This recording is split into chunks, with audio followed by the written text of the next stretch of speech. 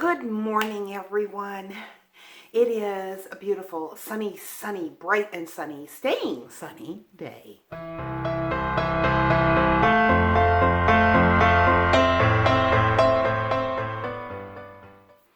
And that is always just, well, it makes my day, for me, just a little more cheerful. So yeah, my eyes are watering.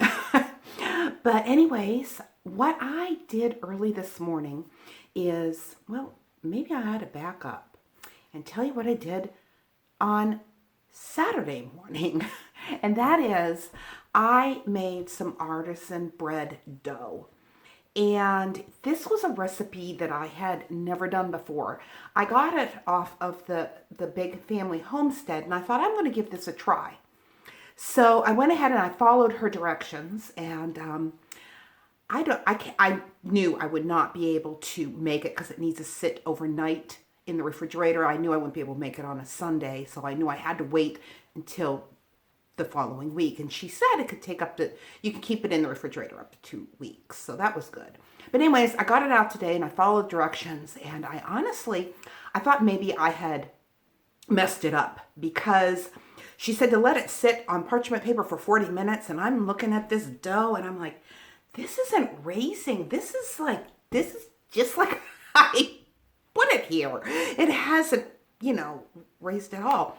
But anyways, it's in the oven right now, and it's got about 6 or 7 more minutes to cook, and it is raising. It's nice and big in there. And so, yeah, I'll show you that when it comes out. But anyways, I can put the recipe in the description below if you would like. And yeah, anyways, we are having my son and his wife and little Benjamin over for dinner tonight. And I wanted to show you what we're having. Anyways, what I wanted to show you is this half of beef brisket. Yeah, we divided it in half, but isn't that just amazing? So yeah, we served half of it to my other son and his family on Friday. And so yeah, we are going to, I'm sure we will not eat this entire half because there was a lot more people here on Friday, but it was really, really good. And that's why I'm making the artisan bread. Yeah, because I thought it would go with the brisket, and we're going to have some coleslaw. And I'm going to make what's called a summer vegetable casserole. It takes stuffing. And I don't go out and buy fresh in the wintertime. I don't go out and buy fresh zucchini and yellow squash. For one, it's too expensive. And so what I do is I just use my frozen. And if I don't have enough of my frozen, well, then I just buy a package of frozen store-bought vegetables with, the summer vegetables in it. And so, yeah, that's what we're going to have. And that's what we're planning on having, just a little bit of, yeah, family time. Family time's always a good time, isn't it? So I believe my bread is done. Look at that.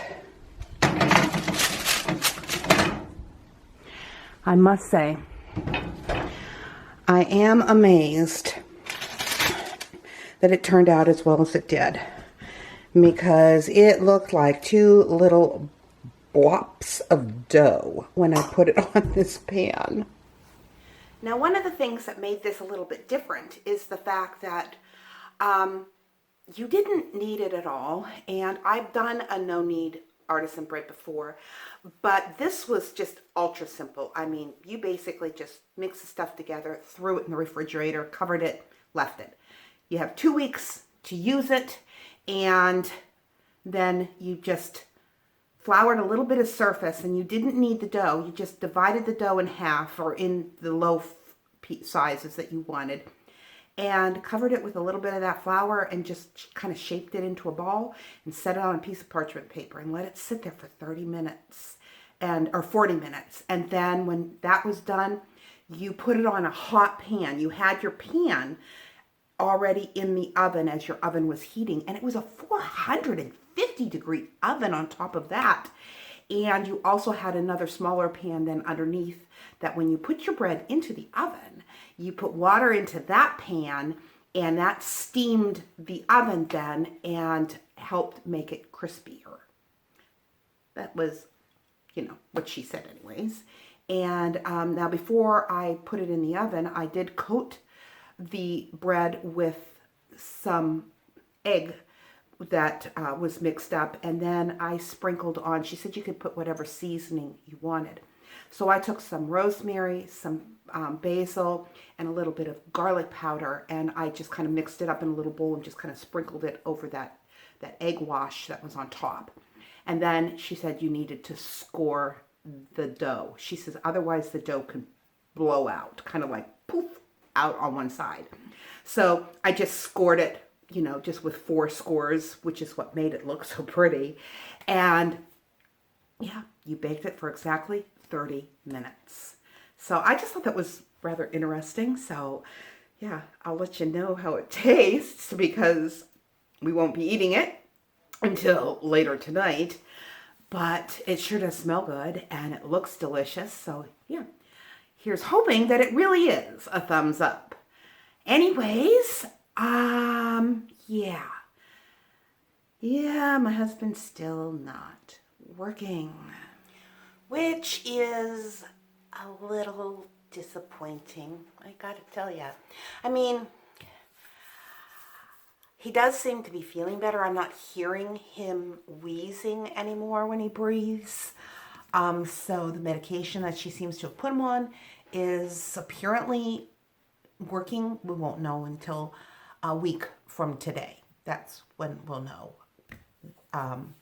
what she has to say about the whole thing. But life's kind of up in the air, We just learned that his work, UPS Freight, is being sold.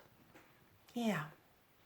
So that's kind of, honestly, that's just a little bit scary because he has his pension, he has his 401k, and so yeah, and we have really good health insurance through them.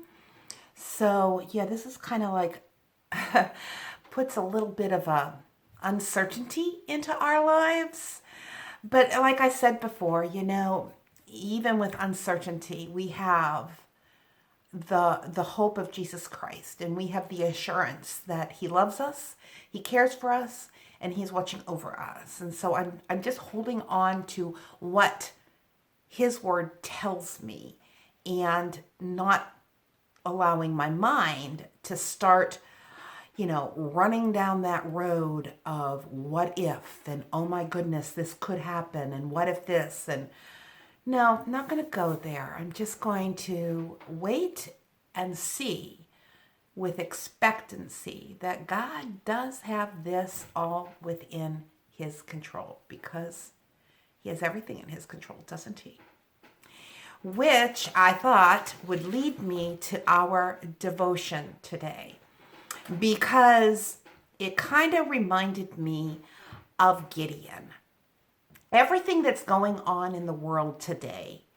Yeah. And in Judges chapter 6, verse 14, we're told the Lord turned to Gideon and said, "Go in the strength you have and save Israel out of Midian's hand. Am I not sending you?" You see, God sees what we cannot see. And sometimes things that goes on in our lives, in our nation, and in the world, we can feel powerless. And in today's world, it's certainly easy to feel powerless with economic fears and jobs being lost and cities and nations on lockdown. What was normal just 1 year ago looks drastically different today. In today's devotion, if there was anyone who could relate to feeling powerless and struggling to trust God in the interim, it was Gideon. Now, in chapter 6 in Judges, we meet Gideon during a severe oppression at the hands of the Midianites. For 7 years, they had been reduced to hiding out in mountains and caves and struggling to survive. Boy, talk about feeling powerless. But then one day, God sent an angel to Gideon. "The Lord is with you, mighty warrior." Gideon, who had at the time been threshing wheat in a winepress to keep out of sight, probably didn't feel like a mighty warrior. In fact, he would later remind God that he came from the weakest clan and was himself the least of his family. Mighty warrior, he was not. Plus, after 7 years of suffering, Gideon, he had a lot of questions. Basically, he said, "Pardon me, my Lord, but if the Lord is with us, why has all this happened to us?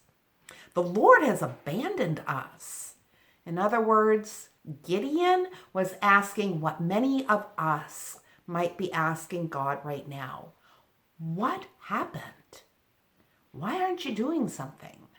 Where are you?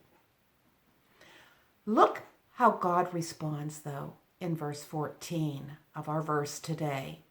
"The Lord turned to him, to Gideon, and said, 'Go in the strength you have and save Israel out of Midian's hand. Am I not sending you? I will be with you.'" In other words, God tells Gideon to go as he is and trust him to fill in the gap. Reluctantly, Gideon obeys, and sure enough, God comes through in a miraculous way.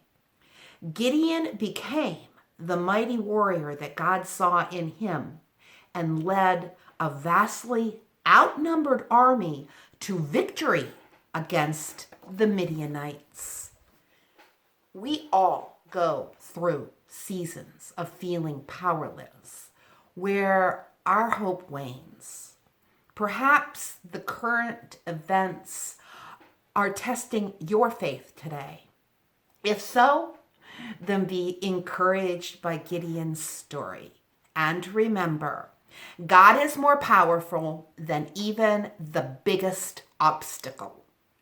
God sees things in us and in life circumstances that we cannot. And God loves to use a seemingly hopeless situation for his glory. Life happens, and let's allow God to use us during these times of uncertainty for his glory. Thank you. I hope you enjoyed this. I hope you were blessed. If you were, please give it a thumbs up. Leave a comment below if you will. I love hearing your comments. And this devotion today was based on a devotion from Right from the Heart Ministries. God bless, and I will talk to you again later on in the week.